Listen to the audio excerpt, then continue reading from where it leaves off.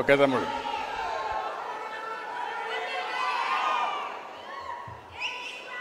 గౌరవనీయులు 13వ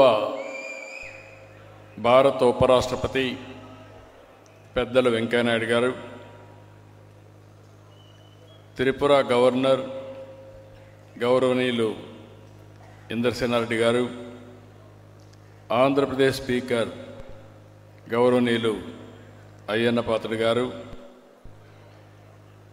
నందమూరి రామకృష్ణ గారు, సహచర మంత్రివర్గ సభ్యులు రవీంద్ర గారు, ఫరూక్ గారు, గౌరవ శాసనసభ్యులు వర్ల కుమార్ రాజా గారు, యార్లగడ్డ వెంకట్రావు గారు, బోడే ప్రసాద్ గారు, నెట్టెం రఘురామ గారు, కామినేని శ్రీనివాస్ గారు, తంగిరాల స్వామి గారు, అప్పటి నుంచి ఇప్పటి వరకు అదే ఉత్సాహంతో ఉన్న బుచ్చయ్య చౌదరి గారు, మీరు ఉపన్యాసం విన్నారు. ఏమాత్రం కూడా ఫోర్స్ తగ్గలేదు, అప్పుడు అట్లనే ఉండేవాడు. ఆర్టీసీ చైర్మన్ నారాయణరావు గారు, ఆ రోజు నుంచి ఈ రోజు వరకు ఒక ఇంటర్నేషనల్ జర్నలిస్ట్గా ఉండి ఎన్టీ రామారావు గారికి అత్యంత దగ్గరగా ఉన్నట్టు వ్యక్తి, దగ్గరగా చూసిన వ్యక్తి వెంకటనారాయణ గారు. ఈరోజు ఈ పుస్తకాన్ని రాసినటువంటి విక్రమ్ గారు, అదే మాదిరిగా జనార్దన్ గారు, కోలికపూడి శ్రీనివాసరావు గారు. సాయంత్రం నుంచి చూస్తున్నాను, మన నాయకుడు మన ముందర లేకపోయినా ఆయన స్ఫూర్తితో మీరు ఎంత ఉత్సాహంగా ఉన్నారంటే అంత ఉత్సాహంగా ఉన్నారు. ఈ కార్యక్రమానికి వచ్చిన మీ అందరికీ పేరు పేరున మనస్ఫూర్తిగా నా నమస్కారాలు, అభినందనలు, శుభాభినందనలు. ఈరోజు 41 సంవత్సరాల కంటే ముందు సజీవ చరిత్ర 1984 ప్రజాస్వామ్య పరిరక్షణ ఉద్యమం. వేదిక పైన వాళ్ళు మాట్లాడుతూ ఉంటే ఈ పుస్తకాన్ని చూసిన తర్వాత నా జ్ఞాపకాలన్నీ 40 సంవత్సరాలు వెనక్కెళ్ళాయి. ఆ జ్ఞాపకాలు నెమరు వేసుకునే అవకాశం కల్పించిన మిత్రులకి మనస్ఫూర్తిగా అభినందనలు, శుభాభినందనలు. చరిత్రలో చాలా సంఘటనలు జరుగుతాయి, ఎన్నో వాస్తవాలు ఉంటాయి. వాటిని మనకు చెప్పేది, భవిష్యత్ తరాలకు అందజేసేది పుస్తకాలే. రాష్ట్ర రాజకీయాల్లోనే కాదు, దేశ రాజకీయాల్లో కూడా 83 ఒక సంచలనం. ఒక ప్రాంతీయ పార్టీగా పుట్టి ఒక అరుదైన ముద్ర వేసుకున్న వ్యక్తి, చరిత్ర సృష్టించిన వ్యక్తి, యుగ పురుషుడు నందమూరి తారక రామారావు గారని చెప్పి మీకు తెలియజేస్తున్నా. ఈరోజు మనందరం కూడా సజీవ చరిత్ర, అందులో జరిగిన ప్రజాస్వామ్య పరిరక్షణ ఉద్యమం కూడా ఎప్పటికీ సజీవంగా ఉంటుంది. నాడు జరిగింది కేవలం చరిత్ర కాదు, ప్రజాస్వామ్యంలో వర్తమానానికి, భవిష్యత్తుకి ఒక సందేశం. ఇప్పుడే చాలామంది మాట్లాడారు. ఆ రోజులు ఒకసారి జ్ఞాపకం చేసుకుంటే ఎన్టీ రామారావు గారు పార్టీ పెట్టడమే ఒక ప్రభంజనం అయితే, తర్వాత ఆయన ఎక్కడికి పోతే అక్కడ రాత్రింబగళ్ళు వెయిట్ చేసి మంగళారతులిచ్చి ఆయనకు స్వాగతం పలికారు. రాత్రింబగళ్ళు పడిగాపులు కాసిన పరిస్థితి. తెలుగు పౌరుషం, తెలుగువారి ఆత్మగౌరవ నినాదాలతో ప్రజలందరూ కోరుకున్నట్లే 83లో బ్రహ్మాండమైన మెజారిటీ, ఒక సునామీ సృష్టించారు. 3.5 దశాబ్దాల పాటు పరిపాలించిన కాంగ్రెస్ పార్టీని ఎక్కడికక్కడ పెద్ద ఎత్తున ఓడించారు. ప్రజలందరూ కూడా ఏకపక్షంగా నిలబడ్డారు. అయితే ఓసారి కాంగ్రెస్ పార్టీ చరిత్రలు కూడా మనం చూసుకుంటే, నాటి కాంగ్రెస్ నాయకులు, ఢిల్లీ పెద్దలంతా కూడా చాలా కుట్రలు చేశారు. అలాంటి కుట్రలో భాగమే 83 ఆగస్టు అని చెప్పి కూడా మీకు తెలియజేస్తున్నా. 20 నెలలే అయింది. ఇప్పుడే మిత్రులందరూ మాట్లాడారు. ఆయన ఆ రోజు మనం ఒకసారి గుర్తుపెట్టుకుంటే హార్ట్ ఆపరేషన్ రావడం, అప్పుడు ఇండియాలో మంచి వైద్యులు కూడా లేకుండా పోవడం, అందుకే అమెరికాకి వెళ్ళి అక్కడ ఆపరేషన్ చేసుకొని తిరిగి వచ్చారు. తిరిగి వచ్చి మనం అందరం ఆనందంలో ఉంటే ఆ రోజే కుట్రకు తెరదీశారు. అయితే ఆ రోజు నాకు బాగా జ్ఞాపకం, ఇప్పుడు చాలామంది గుర్తు చేశారు. ఇంద్రసేనారెడ్డి గారు కూడా గుర్తు చేశారు, అదే మరి బుచ్చయ్య చౌదరి గారు కూడా చెప్పారు. అక్కడ వచ్చిన సమాచారం అంతా చూసిన తర్వాత నాకు ఒక అనుమానం వచ్చి, ఏదో కుట్ర జరుగుతూ ఉంది, దీన్ని తిప్పి కొట్టాలంటే ఎమ్మెల్యేలు మెజారిటీ ఉంటే తప్ప సాధ్యం కాదని రాత్రికి రాత్రే మొత్తం 161 మంది ఎమ్మెల్యేలని ఆ రోజు రామకృష్ణ స్టూడియోస్లో ముషిరాబాద్కి చేర్చాం. అది గేమ్ చేంజర్గా అయింది. ఆ రోజు కానీ రాకపోయి ఉంటే, ఇంతమంది ఎమ్మెల్యేలు లేకపోయి ఉంటే ఏమాత్రం కూడా భయపడకుండా ముందుకు పోయే పరిస్థితి వచ్చేది. అంత మునుపు కూడా చరిత్ర మీరు ఒకసారి చూస్తే 47 నుంచి 84 దగ్గర 37 సంవత్సరాలు. 37 సంవత్సరాల్లో 26 ప్రభుత్వాల్ని పడగొట్టారు. 18 నెలలకు ఒక్కొక్క ప్రభుత్వం పోయింది. కానీ ఈ మహాపోరాటంలో గెలిచింది ఒకే ఒక వ్యక్తి, అది నందమూరి తారక రామారావు గారు.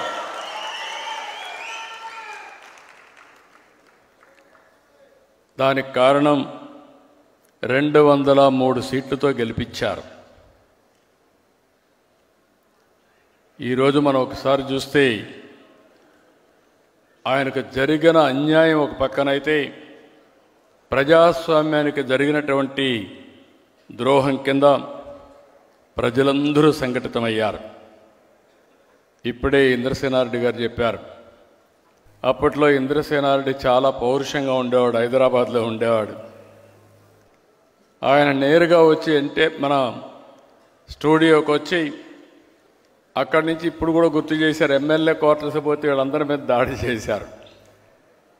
అక్కడి నుంచి నేరుగా ఎమ్మెల్యే క్వార్టర్స్కి అందరినీ తీసుకురావడంలో ప్రముఖ పాత్ర వహించిన వ్యక్తి ఇంద్రసేనారెడ్డి గారు అని చెప్పి నేను మీకు తెలియజేస్తున్న. 30 రోజులు కూడా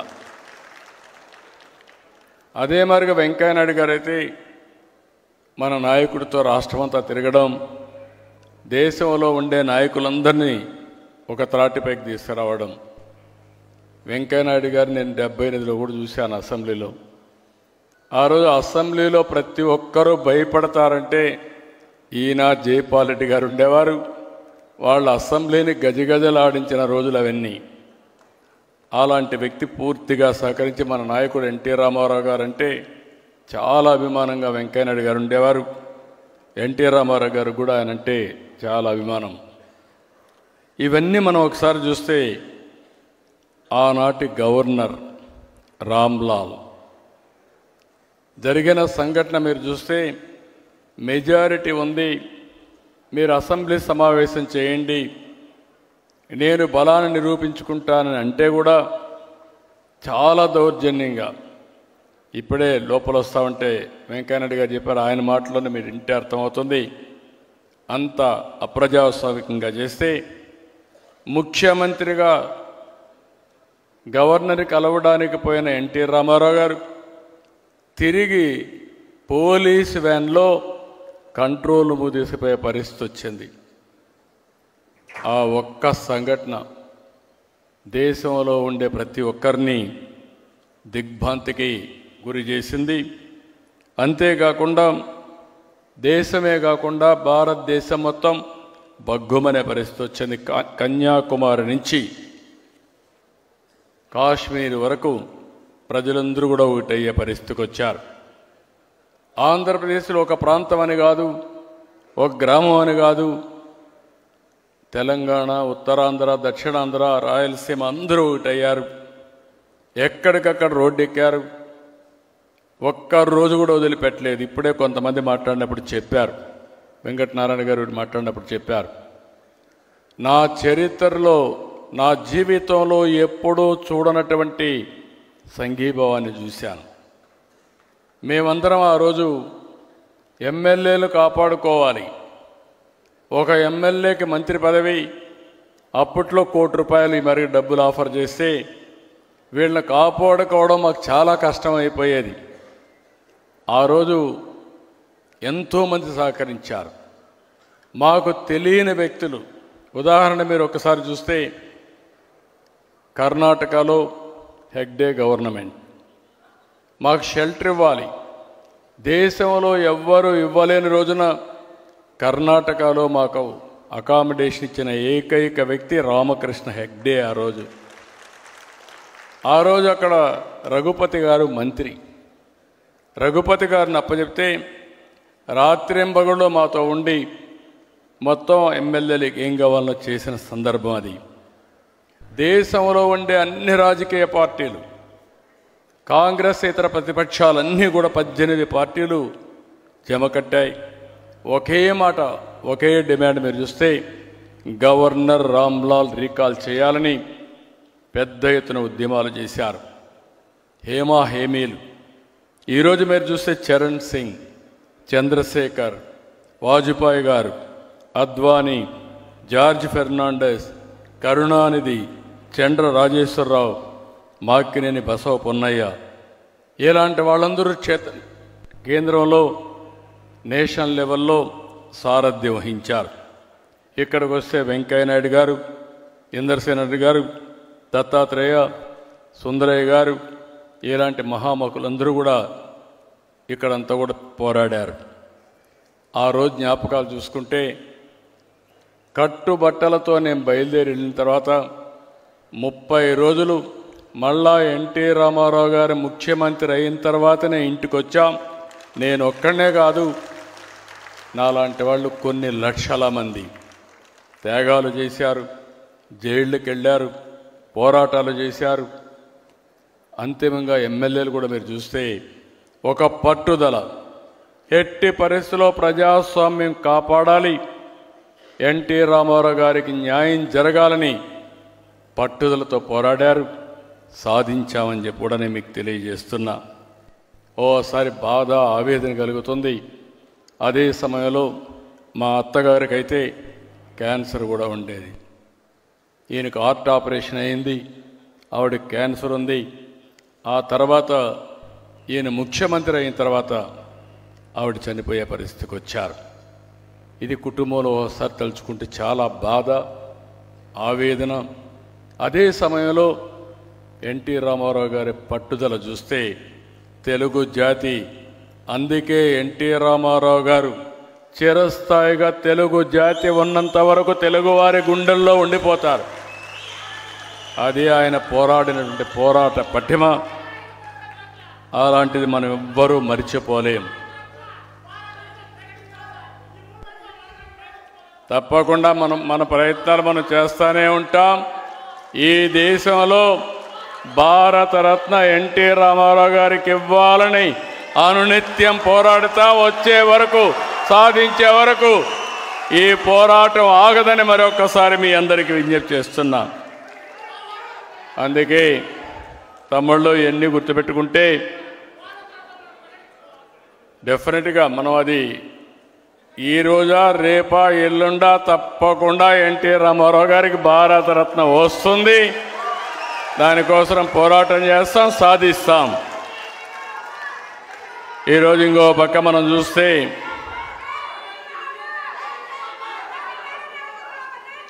ఈరోజు మనందరం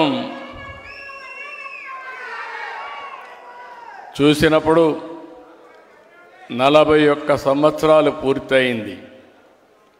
ఈరోజు ఈ పుస్తకాన్ని భావితరాలకు అందజేసినటువంటి జనార్దన్ గారిని, అదే మాదిరిగా విక్రమ్ గారిని, ఇక్కడుండే ఆ కమిటీ అందరిని కూడా మనస్ఫూర్తిగా అభినందిస్తున్నా.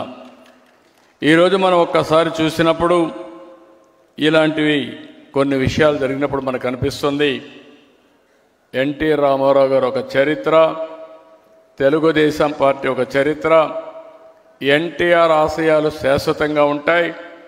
అదే సమయంలో ఆయన ఇచ్చిన మాట మీరు చూస్తే అనేక సందర్భాల్లో చెప్పిన మాట మనందరి చెవుల్లో ఇంకా వినపడుతూ ఉంటుంది. ప్రజలే దేవుళ్ళు, సమాజమే దేవాలయం, పేదవాళ్లే దేవుళ్ళని చెప్పిన ఏకైక వ్యక్తి నందమూరి తారక రామారావు గారు. ఆయన సంక్షేమ కార్యక్రమాలు ప్రారంభించారు. ఈరోజు దేశమంతా అమలు చేసే పరిస్థితికి వచ్చింది. ఆయన నదుల అనుసంధానానికి శ్రీకారం చుట్టారు. ఈరోజు దేశం మొత్తం నదుల అనుసంధానం జరిగే పరిస్థితి వచ్చింది. ఆయన ఆ రోజు ఆడబిడ్డలకు ఆస్తిలో హక్కు ఇచ్చారు. ఈరోజు స్త్రీ శక్తి ద్వారా మా ఆడబిడ్డలకి ఉచిత ప్రయాణ సౌకర్యం కూడా మనం కల్పించుకున్నాం. నరేంద్ర మోడీ గారు, ఆ రోజు ఎన్టీ రామారావు గారు స్థానిక సంస్థల్లో 9% రిజర్వేషన్లు పెడితే ఈరోజు నరేంద్ర మోడీ గారి ఆధ్వర్యంలో ఆడబిడ్డలకు చట్టసభల్లో 33% రిజర్వేషన్లు వస్తున్నాయి. అంటే మనం చేసిన ప్రతి ఒక్క పాలసీ ఈరోజు దేశానికి ఆదర్శమైంది. భవిష్యత్తులో కూడా ఆదర్శంగా ఉంటాయని చెప్పి నేను మీకు తెలియజేస్తున్నా.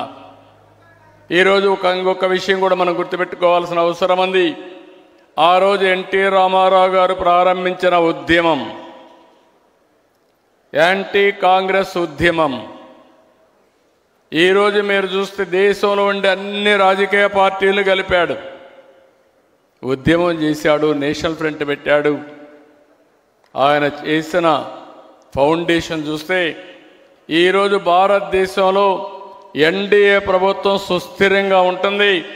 నరేంద్ర మోడీ గారు 11 సంవత్సరాలు పీఎం అయ్యారు. 11వ స్థానంలో ఉండే ఆర్థిక వ్యవస్థని 4వ స్థానాన్ని తెచ్చారు.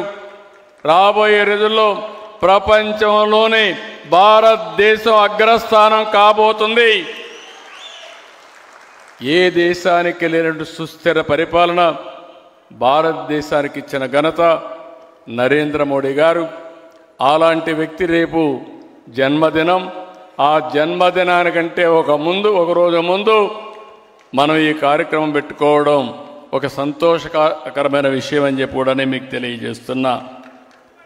ఇలాంటివన్నీ చూసినప్పుడు నేను ఒక్క మాటలో చెప్పాలంటే, రామారావు గారి గురించి ఒక్క మాటలో చెప్పాలంటే, తెలుగు వైభవం, తెలుగుదనానికి ప్రతిబింబం, తెలుగు జాతి ఆత్మగౌరవానికి ప్రతీక.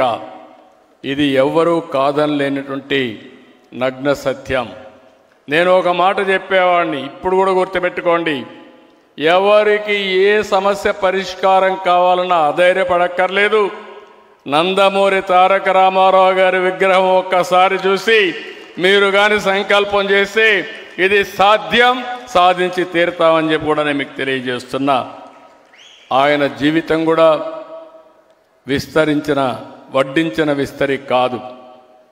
ప్రతిదీ కష్టపడి చదువుకున్నాడు, చేశాడు. పట్టుదల, ఆత్మవిశ్వాసం, ఒక్కొక్క మెట్టు ఎదుగుతూ వచ్చాడు. అందుకే ఎన్టీఆర్ ఒక ఆదర్శంగా మిగిలారు. 49లో మన దేశం నటుడిగా క్యారియర్ మొదలుపెట్టాడు. పాతాళ భైరవి, మాయా బజార్, లవకుశ, దానవీర సూరకర్ణ, గుండమ్మ కథ, ఇలా ఎన్నో మరుపురాని చిత్రాలు నటించాడు.